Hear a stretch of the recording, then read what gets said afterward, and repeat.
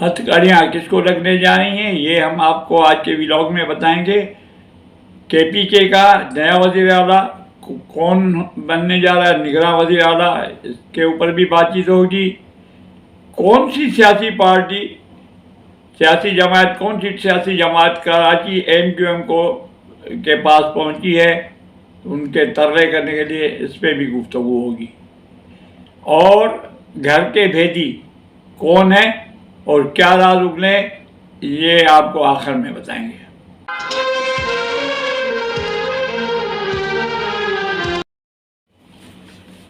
السلام علیکم، میں ہوں آغا محبوب اور آپ دیکھ رہے ہیں میرا یوٹیوب چینل سیاسی بازیگر ویورز۔ ہتھکڑیاں کس کو لگنے والی ہیں یہ میں آپ کو آخر میں بتاؤں گا،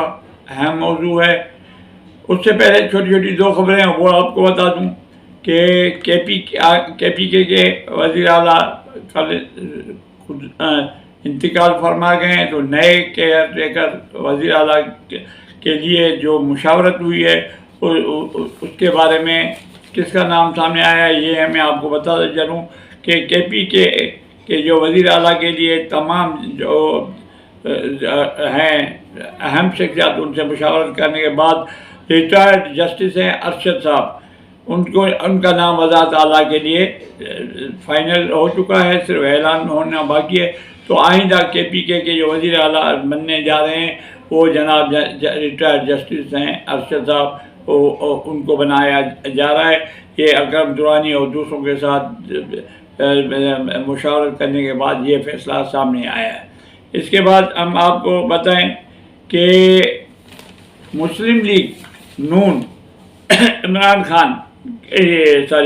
نواز شریف کا جو وفد ہے، اہم وفد، ایاز صادق اور سعد رفیق کے سربراہی میں کراچی پہنچے ہیں۔ ان کا مین مقصد ہے ایم کیو ایم کے ساتھ آج ملاقات ہونی ہے۔ اس سے پہلے انہوں نے ابھی پریس کانفرنس کی ہے، اور پریس کانفرنس میں جو باتیں انہوں نے کی ہیں وہ مضحکہ خیز باتیں ہیں اور اس کے اوپر کئی سوالات اٹھتے ہیں۔ پریس کانفرنس میں انہوں نے کہا کہ جی کراچی کو جو ہے ہر دور میں نظر انداز کیا جاتا رہا ہے اور اس کی وجہ سے کھنڈرات میں تبدیل ہو چکا ہے۔ پہلے اس پہ تھوڑا تبصرہ کر دیں۔ جناب سعد رفیق صاحب، جناب اسد صادق صاحب، جو آپ یہ پریس کانفرنس میں کہہ رہے ہیں، تو آپ کی حکومت 2-3 دفعہ جو ہے بڑی اکثریت سے آئی ہے۔ آپ نے اعلانات کرنے کے ساتھ ساتھ ایم کیو ایم کے ساتھ وعدے کیے تھے پیسے دینے کے لیے کراچی کی ترقی کے لیے، وہ آپ نے فنڈز جاری نہیں کیے، اور آپ نے کھنڈرات بننے سے کراچی کو کیوں نہیں بچایا؟ آج جو آپ رونا کر رہے ہیں اور اپنے آئے ہیں ان کو منانے کے لیے، اور اس سے پہلے یہ پریس کانفرنس کرے اور یہ آپ لولی پاپ دے رہے ہیں کراچی کے لوگوں کو۔ کراچی کے لوگ سمجھ چکے ہیں، باشعور لوگ ہیں، آپ کی حرکتیں، آپ کے ہتھ کنڈے سب سمجھ چکے ہیں۔ آپ ابھی ان کو لولی پاپ دیں گے، یہ روڈ بنیں گے، یہ برج بنیں گے، یہ کچھ ہوگا، اور الیکشن کے بعد آپ ایسے بھول جائیں گے کراچی کو جیسے کبھی آپ نے کوئی وعدہ ہی نہیں کیا تھا۔ تو یہ آپ میٹھی گولیاں دینا چھوڑ دیں۔ آپ یہ بتائیں کہ آپ نے اپنے دور حکومت میں آپ نے فنڈز کے دیے تھے متحدہ والوں کو، یا آپ نے جو سندھ کے لیے کہا تھا کہ یہ طرح آپ نے کیوں نہیں کروائے وہ اپنے دور میں؟ تو یہ ساری میٹھی میٹھی گولیاں، اب آپ کا جو مقصد ہے، اب یہ تھوڑی دیر کے بعد اس وقت جو میں ولاگ کر رہا ہوں اس کے 2-2.5 گھنٹے کے بعد ان کی ملاقات ہے بادر آباد میں۔ متحدہ قومی جو پاکستان اور لندن کے درمیان کا حصہ ہے یہ، کیونکہ اس میں ابھی وہ عنصر آ گیا لندن والا، تو ان کے ترلے کریں گے۔ پنجابی میں ترلے جو بولا جاتا ہے، منتیں کرنے کے، وہ ترلے کریں گے یہ آپ ہمیں بس الیکشن میں سپورٹ کریں۔ مقصد ہے مریم نواز کو جتوانا ہے بس، اور کراچی بعد میں بھاڑ میں جا کوئی نہیں پوچھے گا، نہ ایم کیو ایم پوچھے گی، نہ مسلم لیگ پوچھے گی۔ تو یہ اپنا الو سیدھا کرنے کے لیے آئیں، ان کو منت سماجت کریں گے کہ بھائی ہم آپ کے ساتھ ہیں، لیکن ان کو ایک حقیقت سے یہ بھولے ہوئے ہیں کہ اس وقت کراچی کے اوپر ہولڈ متحدہ قومی موومنٹ کا نہیں ہے، وہ اکثریت ان کی نہیں ہے۔ اس وقت جو ہے کراچی کے اوپر ووٹ بینک جو ہے ایک نمبر پہ جو ہے جماعت اسلامی کا ہے، پیپلز پارٹی کا کہنے والے جو کہتے ہیں وہ میں بھی نہیں مانتا ہوں اور لوگ بھی نہیں مانتے، لیکن جماعت اسلامی کا نمبر 1 پہ ہے، دوسرے نمبر پہ پی ٹی آئی کا ہے۔ وہ جو چاہیں گے، جس کو چاہیں گے وہ ان کو منتخب کرا سکیں گے، جس کے ساتھ تو ان کو چاہیے تھا جماعت اسلامی کے جا کے چرنوں میں بیٹھ جاتے، ساتھ رفیق ہو رہا ہے یا ساتھی ایم کیو ایم سے کیا ملے گا، وہ ٹوٹی پھوٹی جماعت ہے، وہ بطاخور جماعت ہے، اس کے لیے لوگ ان کی باتوں پہ نہیں اعتبار کرتے، ان کو ووٹ دینے کے لیے ان کو خود کو ووٹ دینے کے لیے تیار نہیں، ان کے کہنے پہ مسلم لیگ کو کس طریقے سے جتائیں گے؟ تو یہ ساری باتیں بیکار ہیں، ان کا بہرحال آج کر لیں جو بھی دورہ کرنا ہے۔ اور یہ جو کراچی کے بارے میں یہ بڑے بڑے بلند دعوے کر رہے ہیں پریس کانفرنس میں، یہ جو ہے بالکل ریت کا ڈھیر کی طرح ہے، یہاں سے جائیں گے ہوا لگے گی، یہ باتیں ساری ختم۔ تو یہ قوم کو اور خاص کر کے کراچی کے لوگوں، اگر یہ میرا ویلاگ دیکھ رہے ہو تو ہوشیار رہو، یہ سب پاکندی لوگ ہیں، متحدہ بھی پاکندی ہے، مسلم لیگ نون بھی پاکندی ہے، انہوں نے کچھ بھی نہیں کیا ماضی میں، اب بھی آپ کو لولی پاپ کھلا کے اور چلے جائیں گے اور آپ سمجھیں گے یہ حکومت میں آئے تو ہم نے اسے دیں گے۔ تو یہ تھا آج پریس کانفرنس جو کی ہے اس کے بارے میں اور کراچی کے بارے میں خبر۔ تو اس کے بعد میں آپ کو یہ بتاؤں کہ سابقہ خاتون اول بشرا بی بی اہلیہ عمران خان، وہ انتہائی بہت بڑی پریشانی میں ہیں، ان کو گرفتار کرنے کے لیے مکمل تیاری ہو چکی ہے، ان کے لیے ہتھکڑیاں بھی تیار ہو چکی ہیں اور ان کو اب بچنے کا کوئی بھی نہیں ہے۔ اس کے خلاف اتنے ثبوت ہو چکے ہیں، پہلے کئی دفعہ عدالت میں بھی پوچھا گیا نیب سے کہ آپ ان کو گرفتار کرنا چاہتے ہیں بشرا بی بی کو، وہ کہتے نہیں یہ ہمیں گرفتاری ان کی درکار نہیں ہے اور ہم گرفتار نہیں کرنا چاہتے۔ لیکن اب کے جو حالات ہوئے 3-4 دن میں وہ ظاہر کر رہے ہیں کہ بشرا بی بی اسی ہفتے 8 دن میں 10 دن میں گرفتار ہونا ان کا بالکل ممکن ہو گیا ہے۔ اور کیوں ہو گیا اس کے وجہ یہ ہے کہ 2 چیزیں سامنے آئی ہیں، ایک تو ابھی آئی ہے 1 گھنٹہ پہلے خبر آئی ہے، لیکن کل ایک انٹرویو پہ ہوا ڈان سے سلیم صافی کا، وہ انہوں نے کس سے انٹرویو کیا؟ انعام اللہ کیئر ٹیکر سے، یہ گھر کے بیٹی ہیں، یہ بشرا بی بی کے گھر کے بیٹی ہیں، یہ جو کیئر ٹیکر تھے، اور ان کے کہنے کے ان کے پوچھنے کے بغیر پرندہ بھی پر نہیں مارتا تھا، بنی مالا کے زمان پار نہیں، بنی گالا کے محل نما جو گھر ہے عمران خان کا، اس کے اوپر یہ ہولی سولی انچارج تھے، ان کے کہنے کے بغیر، ان کی اجازت کے بغیر پرندہ بھی پر نہیں مارتا تھا۔ اب انہوں نے جو سلیم صافی کے ساتھ جو انکشافات کی ہیں، اس کے بعد کوئی گنجائش نہیں رہتی کہ بشرا بی بی کو گرفتار نہ کیا جائے۔ تو انہوں نے ایسی ایسی باتیں کی ہیں، آپ لوگ سن چکے ہوں گے، سلیم صافی کا ولاگ بھی سن چکے ہوں گے، نیوز بھی سن چکے ہوں گے، اس میں انہوں نے فرمایا کہ جناب یہ جو ہے، اچھا یہ پہلے یہ بتا دوں انعام اللہ کیئر ٹیکر یہ وہی شخص ہے جس کو ایک دفعہ آپ نے ویڈیو لیک ہوئی تھی، آڈیو لیک ہوئی تھی، جس میں بشرا بی بی ان کو کہہ رہی ہیں، تو انہوں نے کچھ جو بنی مال گالا میں جو تحائف آتے تھے ان کی یہ تصویریں لے رہے تھے۔ کسی نے جا کے بتا دیا بشرا بی بی کو، وہ جو ہر چیز جو آنے والی جانے والی کے نکالنے چاہیے تو وہ تو بہتر ہے، لیکن آنے والی جو تحائف اور جو دوسری چیزیں آ رہی ہیں غیر قانونی طور پہ، ان کی تصویریں نکال کے رکھ رہے ہیں۔ تو انہوں نے بشرا بی بی نے ان کو فون کے اوپر بڑی دھمکی دی تھی کہ آپ کون ہوتے ہیں آنے والی چیزوں کے اوپر آپ لوگ، اور آپ کو ہر آنے والی چیز کی تصویریں نکالنے کی کیا ضرورت ہے، جانے والی چیزوں کی نکالا کریں۔ تو انہوں نے کہا بی بی میری ذمہ داری ہے کہ میں دیکھوں کہ کیا چیز آ رہی ہے، کیا چیز جا رہی ہے۔ تو انہوں نے کہا نہیں، آپ آج کے بعد اندر بھی نہیں آئیں گے گھر میں۔ تو ان کے اوپر پابندیاں لگا دی گئی تھی۔ تو اب اس شخص نے پردہ اٹھایا ہے، ڈرامے کے اوپر سے پردہ اٹھایا ہے۔ سلیم صافی کے ساتھ انٹرویو میں انہوں نے بڑے انکشافات کیے ہیں۔ انہوں نے کہا کہ جی میں تو جو تصویریں لیتا تھا، سلیم صافی نے ان سے پوچھا کہ کہاں سے تحائف آتے تھے، وہ کہتے تھے، ان کا کہنا ہے کہ جی وہ تحائف بڑے لوگوں کے گھروں سے آتے تھے، جن کی میں تصویریں بھی لیتا تھا، ان کی تصویریں بھی میرے پاس محفوظ ہیں، انہوں نے کہا۔ اور وہ بنی والا اس کو جب اندر جاتی تھی بنی گالا میں، تو اس کے بعد بی بی نے میرے کو مجھے جو ہے منع کر دیا کہ آئندہ تصویریں بھی نہیں نکالا، اندر بھی نہیں آنا۔ اس کے بعد آج تازہ مجھے ملازمت سے بھی نکال دیا۔ ان سے دوسرا سوال کیا گیا کہ کیا عمران خان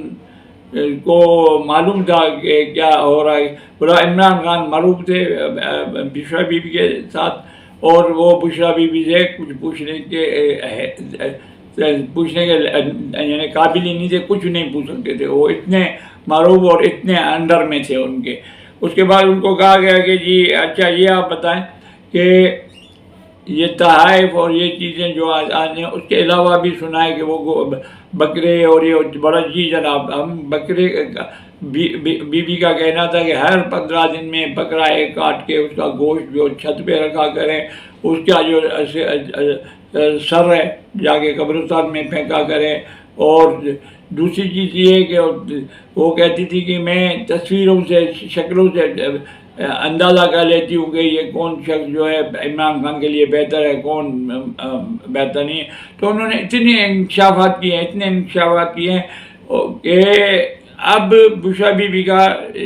اس میں بچنا بہت مشکل ہو رہا ہے، کیونکہ انہوں نے کچھ پیسوں کا بھی تو شاہخانے کے بارے میں بھی انکشافات کیے ہیں۔ میں پورا ویلاگ آپ کا جو سلیم صاحبی والا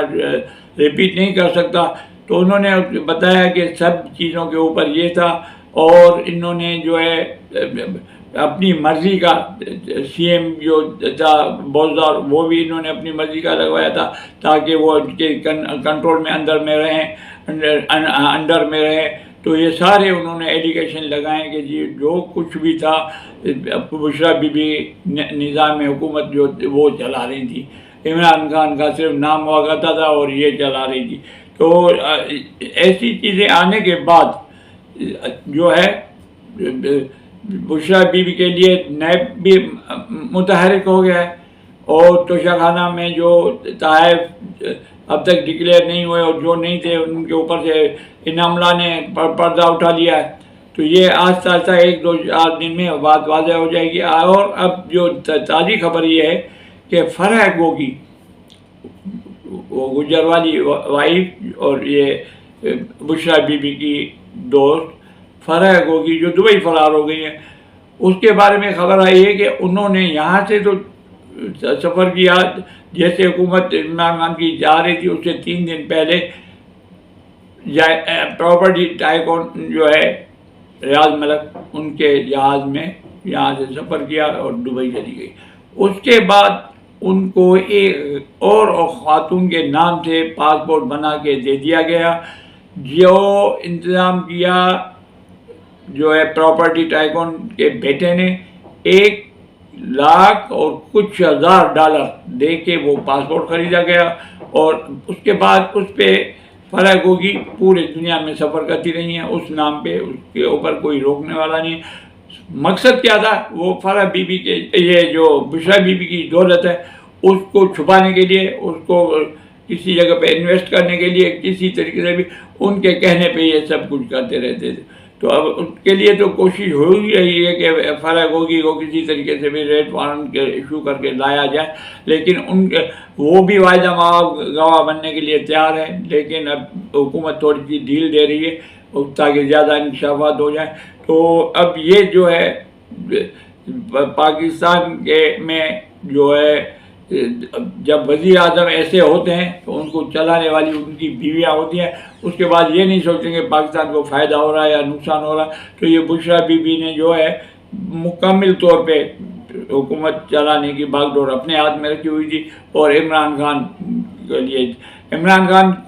کے لیے اچھا آپ میں ایک اور آخر میں چند سوالات پوچھنا چاہتا ہوں۔ عمران خان کو 100 دن سے 101 دن بلکہ ہو گئے عمران خان کو جیل میں۔